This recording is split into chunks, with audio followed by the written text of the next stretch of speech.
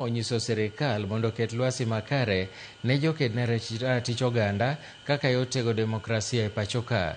Ka giloso kod jofwambo, gikoni gisebedo ka gikale ngima matek, kendo moko kuomgi oseyudo sand kod hinyruok to onge ratiro mimiyogi. Giseyo duol maketo nyong'o e tije obila e poa, ma gikoni pok okawo ondamo moro amora mar chik na apisa mag obila mosebedo ka kelo hinyruok ne joked ne ratich oganda kod ji mamoko maketo sirikal tesre.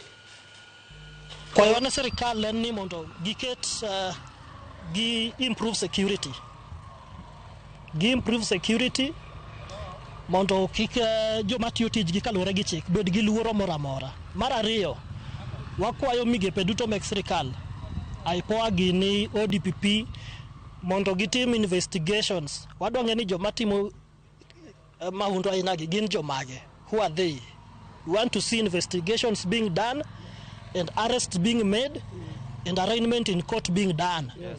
And prosecution being done without any interference. Yes. We have the Independent Police Oversight Authority. Gititijgi. Gine ma ginyalo nyisowa ni shida nitie. Ginyalo nyisowa kuma shida nitie, kantie jomonego obed held responsible, migao mar police. That is their work. So IPOA mondo titije kaluwore gi chik mar thurwaka. Erokamano nyakwara.